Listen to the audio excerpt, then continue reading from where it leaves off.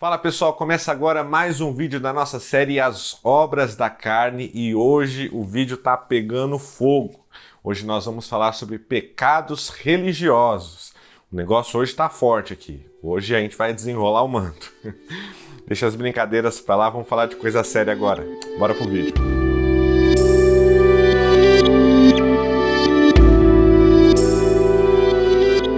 Enfim, vamos ao nosso texto. Gálatas capítulo 5, versículo 19 em diante, diz o seguinte: Ora, as obras da carne são conhecidas e são imoralidade sexual, impureza, libertinagem, coisa que a gente viu no vídeo passado.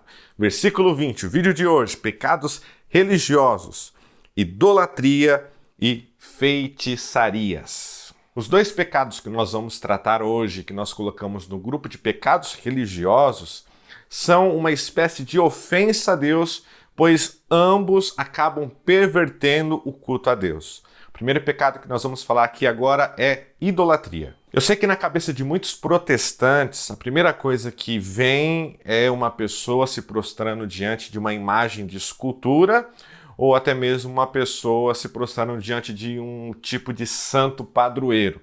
Mas eu quero que com o vídeo de hoje você expanda um pouco melhor as suas definições sobre o que é idolatria. Podemos, por hora, resumir a idolatria da seguinte maneira: idolatria é a adoração, a veneração, a prestação de culto a qualquer coisa, a qualquer objeto, a qualquer pessoa e até mesmo a qualquer instituição. Prosseguindo, o segundo pecado é feitiçarias. O termo utilizado pelo apóstolo Paulo no original é farmaqueia, que significa o uso de remédios ou drogas para qualquer propósito. E é nesse ponto que eu preciso abrir um parênteses. Paulo não está dizendo aqui que qualquer pessoa que faz o uso de algum medicamento, sei lá, toma uma aspirina para dor de cabeça ou um Eno para azia, que essa pessoa, por usar tal medicamento, é um feiticeiro. Devemos levar em consideração que o contexto, quando o apóstolo Paulo escreveu a carta aos Gálatas, era muito diferente do nosso contexto.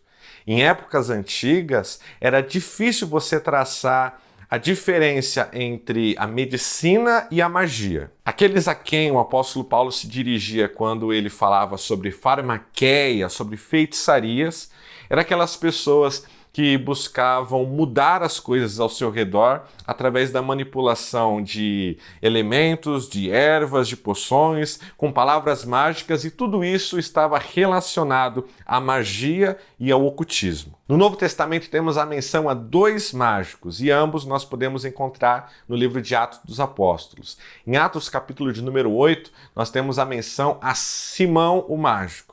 Já no capítulo de número 13, nós temos a menção a Elimás. Elimás era um mágico que tentava impedir a pregação do evangelho na cidade onde ele habitava. Por causa disso, ele acaba ouvindo uma séria exortação do apóstolo Paulo e termina cego, sem poder enxergar nada, precisando de que alguém pegue na mão dele e o guie. Como você bem sabe, a nossa ideia aqui não é ser tão exaustivo. Então a gente tem uma definição panorâmica do que era a idolatria e a feitiçaria. E nesse momento, a partir de agora, eu quero que nos aprofundemos um pouco mais como esses dois pecados religiosos se manifestam nos nossos dias. João Calvino, um dos grandes reformadores da igreja, diz o seguinte na sua obra intitulada como A Instituição da Religião Cristã. Ele diz: o pensamento humano é, por assim dizer, uma eterna fábrica de ídolos. Como eu já havia dito, é muito fácil nós imaginarmos, nós trazemos à nossa mente aquela pessoa que se dobra diante de um santo, diante de uma escultura, diante de uma imagem feita de madeira, feita de gesso, feita de pedra. É muito fácil nós imaginarmos uma pessoa que faça isso. Porém, aquilo que nós acabamos esquecendo, ou às vezes até mesmo a gente procura esconder, é que todos nós somos propícios, todos nós temos isso dentro de nós mesmos, a pretensão de sermos idólatras. Claro que eu não estou falando que um erro justifica o outro, mas a questão é que todos nós estamos no mesmo barco e todos nós estamos suscetíveis a cometer o mesmo tipo de pecado. Com isso eu quero dizer que eu e você, de forma consciente ou até mesmo inconsciente, levantamos os mais diversos tipos de altares e também prestamos as mais variadas formas de cultos a uma infinidade de coisas por aí. Dedicamos o tempo que deveria ser oferecido apenas a Deus às coisas mais fúteis dessa vida. Você, aí no seu lugar, na sua casa, no seu trabalho, não sei onde você está assistindo esse vídeo, você pode começar a refletir, a pensar e até fazer uma listinha dos pecados idólatras que você comete dentro do seu coração. Mas Alex, eu sou crente do fio da cabeça até a planta dos meus pés. Eu sou mais crente que muito crente por aí. Eu tenho carteirinha de crente. Eu sou o crente modelo da minha igreja. Todo mundo quer ser igual a mim. Todo mundo quer andar com a Bíblia debaixo do sovaco. E todo mundo quer falar até que nem eu. Sim, eu falo exatamente com você. Eu falo contigo aí. Você que está me assistindo, você que está me ouvindo. Eu falo com você. A realidade é que nós não precisamos acender uma vela para o nosso santo ou então marchar em procissão pelo nosso padroeiro. O nosso tipo de adoração, o nosso tipo de idolatria, o nosso tipo de veneração por outras coisas, que não é o ser de Deus, é muito mais sutil. Então vamos fazer o seguinte, vamos fazer um teste. Amanhã, para ficar bem fresco na sua memória, amanhã quando você acordar, você vai reparar na primeira coisa que você faz. Você vai, peraí, eu lembro do vídeo de ontem, o Alex falou que era para eu pensar na primeira coisa que eu faço. A primeira coisa que eu fiz é tal coisa. Aí você vai pensar no seguinte, qual é o seu primeiro pensamento pela manhã? Você já acorda pensando no quê? Você já levanta da cama, já vai escovar seus dentes, tomar banho, tomar café, correr para pegar o ônibus, para ligar o carro. Você pensa no quê? Eu creio que tudo isso que você for trazer à sua memória amanhã, ou se você quiser até pensar no seu dia de hoje, tudo isso revela um pouco da nossa idolatria. Devotamos o nosso tempo, devotamos as nossas ações, os nossos pensamentos às redes sociais, à televisão, às séries, às novelas, aos programas de fofoca, aos reality shows. Tem gente que, quando tem Big Brother, não vai nem para a igreja. Até mesmo aos programas de notícia, ao jornal, às ideologias, à direita ou à esquerda, ao presidente Bolsonaro ou ao presidente Lula. A gente sempre está devotando o nosso tempo a essas coisas e muitas vezes não percebemos. E digo mais, muitas pessoas são devotas, muitas pessoas são idólatras justamente do seu trabalho, justamente dos seus amigos, da sua classe social, dos seus status e até mesmo tem pessoas que idolatram até mesmo as suas próprias famílias. Eu aprendi algum tempo atrás, logo no início da minha caminhada cristã, que eu deveria fazer uma lista de prioridades. Eu deveria elencar uma lista com as minhas prioridades. Então, como eu aprendi, eu assim fiz. Em primeiro lugar, claro, eu coloquei Deus. Deus estava em primeiro lugar na minha lista. Afinal, eu sou crente. Eu sou crente de carteirinha. Eu aprendi que tem que ser Deus em primeiro lugar quando eu recebi a minha carteirinha de crente. Em segundo lugar, eu coloquei família.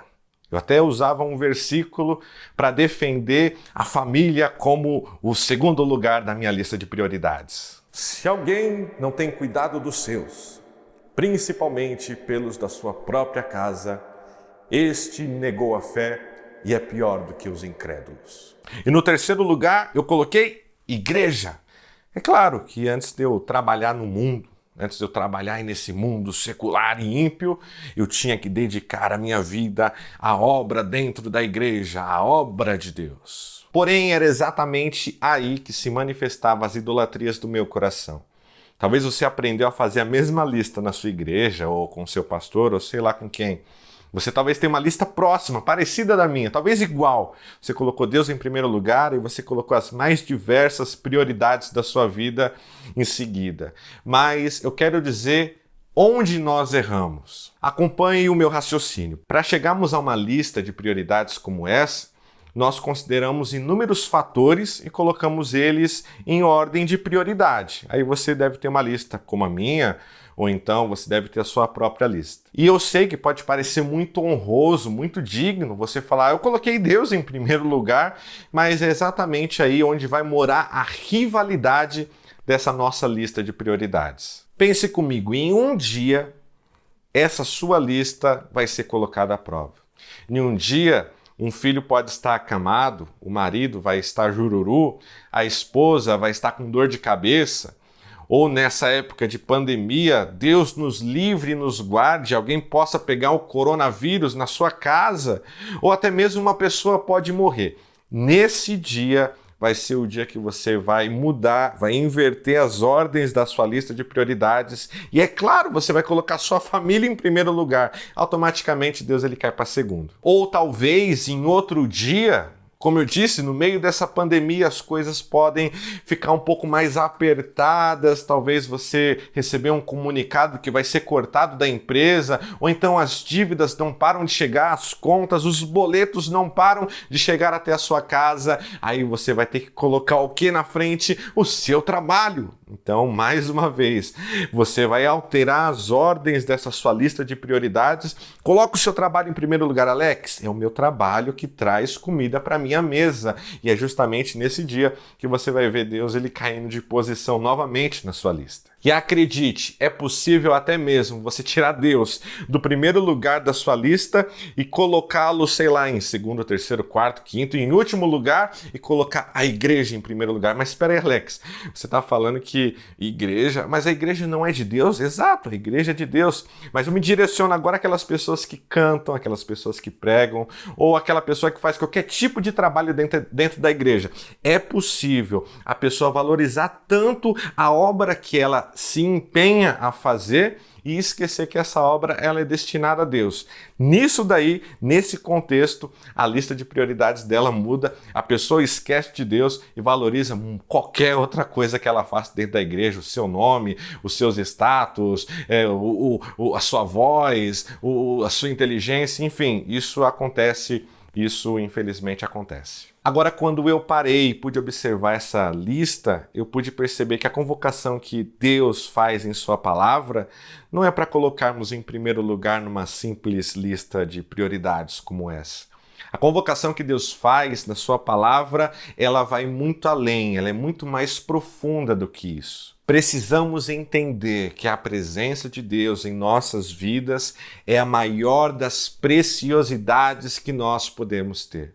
Você precisa compreender que ter a presença de Deus dentro de você deve ser a maior riqueza que você poderá alcançar.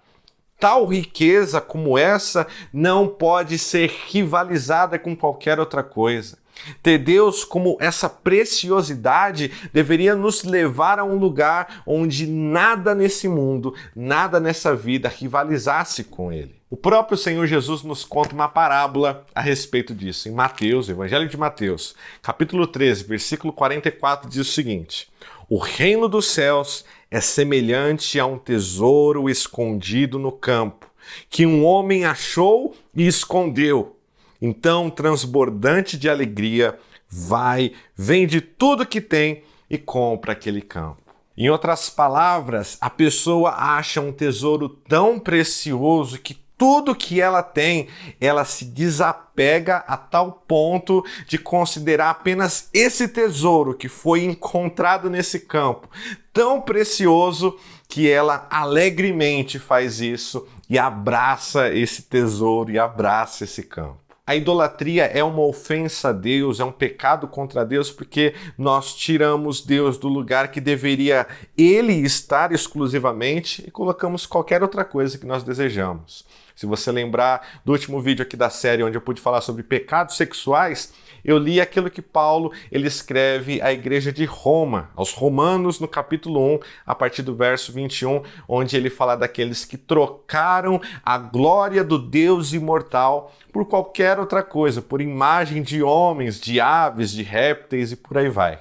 Agora você pode estar se perguntando, mas Alex, até agora você falou só de idolatria e a feitiçaria, ela também não é um pecado religioso? Exatamente, você pode pensar assim, feitiçaria é aquela pessoa que faz obras de macumbaria? Sim. É aquela pessoa que trabalha com voodoo, com tarô, com magia negra? Também.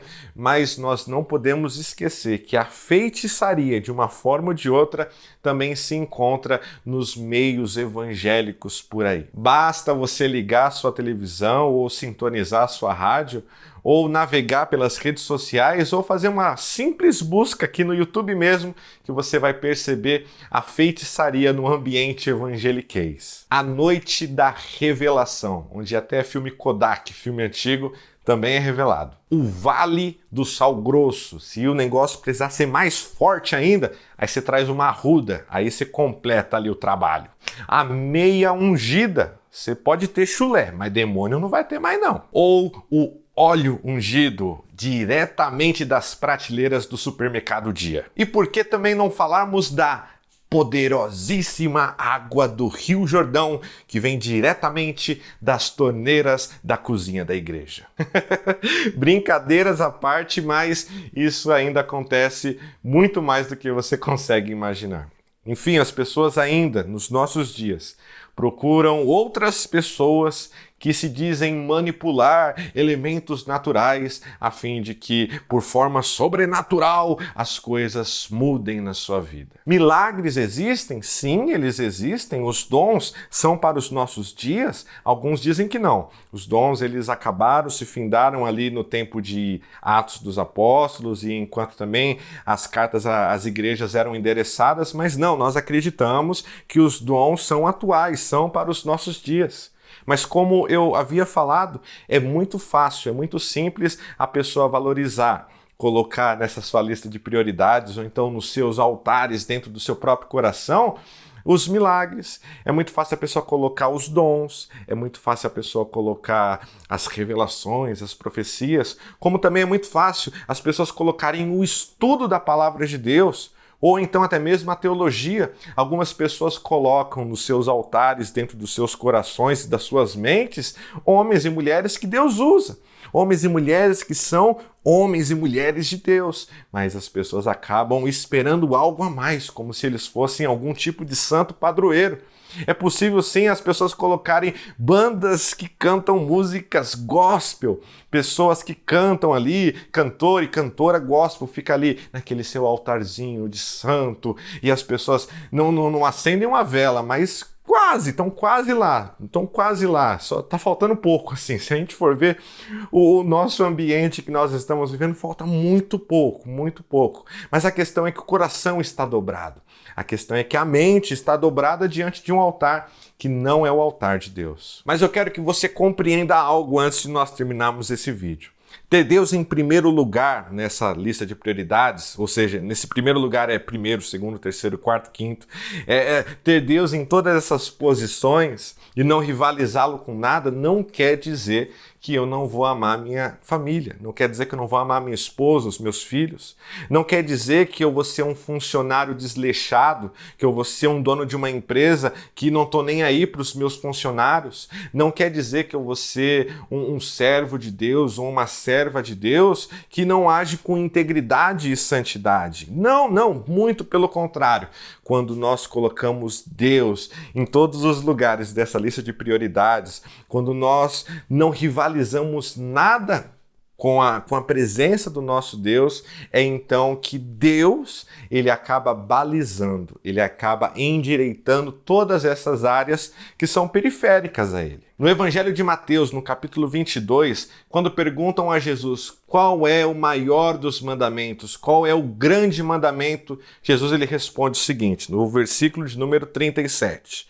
Ame o Senhor, seu Deus, de todo o seu coração, de toda a sua alma e de todo o seu entendimento. Observe que antes de Jesus falar, ame o seu próximo como a ti mesmo, como muitas pessoas acabam pregando por aí, somente isso, Jesus ele fala, ame o Senhor, seu Deus, de todo o seu coração, com toda a sua força, todo o seu entendimento, no versículo 37. 2 versículos depois ele fala, sim, ame o seu próximo como a ti mesmo. Entenda que o versículo 37 é um balizador, é um endireitador, um equalizador de emoções e de sentimentos. Você não pode amar o seu próximo próximo como a si mesmo, se antes você não amar a Deus acima de todas as coisas. A pergunta que eu quero finalizar esse vídeo, e eu quero que você pense, que você reflita, que você leve isso para o seu dia a dia, é: o que você tem amado acima de Deus? O que tem sido a sua prioridade? Qual tem sido a sua prioridade acima do próprio Deus? O que tem rivalizado dentro do seu coração com a presença de Deus? Se você responder essa pergunta para si mesmo, eu sei que algo diferente vai acontecer na sua vida. Bom, a ideia nunca foi ser um longa-metragem, embora eu sei que mesmo com as edições e com os cortes que vai ter depois aqui de eu estar gravando, vai ser um vídeo longo, mas eu sei que tudo aquilo que você ouviu aqui, eu sei que você ouviu justamente porque Deus, Ele te ama. Deus, Ele se preocupa com você. Ele nos alerta antes de nós cairmos. Então, pare, medite, pense, ore a respeito de tudo que você ouviu, compartilhe com outras pessoas, pessoas que você ama, pessoas que você também quer ver bem, e eu creio que Deus, Ele vai utilizar essa ferramenta, que é o YouTube, o canal da Igreja Viver em Amor, como uma ferramenta para o reino dele. O vídeo por hoje é isso. Esse é o vídeo de hoje. Eu oro para que Deus te abençoe e te guarde. No próximo vídeo nós falaremos sobre pecados sociais, na próxima terça. Eu te espero lá. Que Deus te abençoe. Até mais.